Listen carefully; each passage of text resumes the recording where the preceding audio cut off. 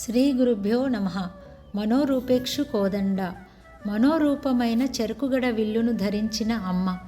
చెరుకుగడ విల్లు అనేది మన్మధుని యొక్క ఆయుధం. అది అమ్మ చేతిలో ఉందంటే శివునికి మోహకారకం, జీవులకు మోహ నివారకం. జ్ఞానస్వరూపుడైన ఈశ్వరుణ్ణి లోక కళ్యాణం కోసం మోహింపచేసేది ఆ శివకామినియే. నిరంతరము మోహంలో మునిగిపోయిన భక్తుల మోహాన్ని పోగొట్టి ముక్తినిచ్చేది కూడా ఆ జ్ఞానాంబ దయామయే. చెరుకుగడలోని కనుపులే జీవులు. చెరుకుగడలో అంతటా సమంగా చెరుకు రసం ఉన్నట్లు సకల జీవుల్లో సమంగా వ్యాపించి ఉన్న రసమే ఆత్మరసం. మనస్సు యొక్క స్థానం భ్రూమధ్యం, కనుబొమ్మల మధ్య. ఆజ్ఞాచక్రం ఉండేది అక్కడే. భ్రూమధ్యానికి అటు ఇటు ఉన్న కనుబొమ్మలు ధనస్సులాగా ఉంటుంది. వీటి మధ్యలో సూక్ష్మంగా ఉన్న జ్ఞాననేత్రం యొక్క దృష్టి లక్ష్యం వైపు దూసుకెళ్లడానికి సిద్ధంగా ఉన్న బాణంలా ఉంటుంది. ఆత్మవిచారణలో కానీ ఈ జ్ఞాననేత్రం తెరుచుకోదు.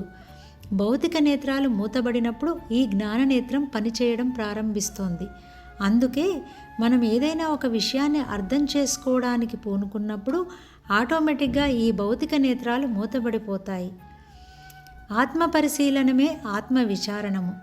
రమణ హృదయంలో 30వ పద్యం ఇలా చెప్పబడింది: నేనెవ్వడను విచారణను తలకిందులవును అహంకార స్వరూపం.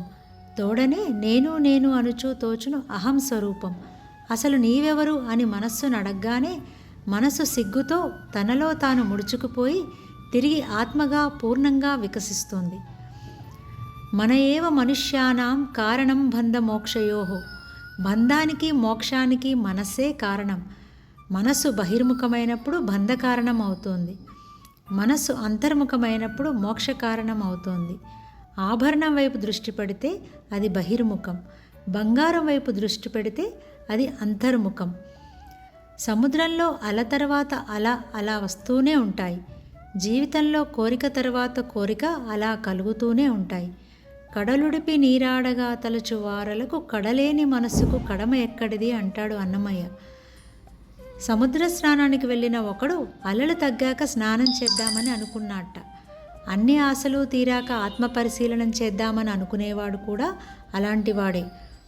కోరికలను తీర్చేసుకుంటే తర్వాత కోరికలే ఉండవు అనుకోవడం కూడా మూర్ఖత్వమే. మంటల్ని పెట్రోల్తో ఆర్పాలనుకోవడమే. యోగ వాసిష్టంలో వశిష్ఠుడు శ్రీరామునికి చెప్తాడు: మనోకలుషితే బంధః మనఃశుద్ధో మోక్షః. నాది ఉన్న నేను మలినము, అదే బంధము. నాది లేని నేను శుద్ధము, అదే మోక్షము.